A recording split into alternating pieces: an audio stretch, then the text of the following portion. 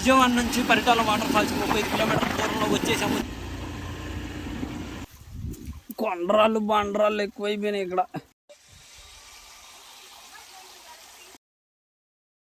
అరే రే, ఎంత మోసం జరిగింది. రాని టైంలో వచ్చాం, చుక్క వాటర్ కూడా లేవు. ఏం చేస్తాం, ఉన్న వాటర్లోనే స్నానం చేద్దాం అని చెప్పి ఇదిగోండి దిగుతున్నాను. రండి, ఉన్న వాటర్లో ఎలా స్నానం చేయాలనేది చూద్దాం.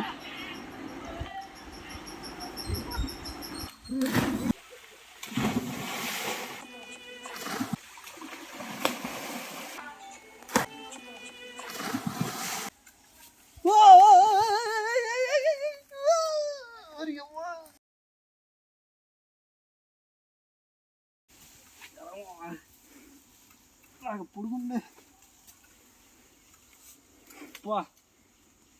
ఎంత ప్రశాంతంగా ఉందో.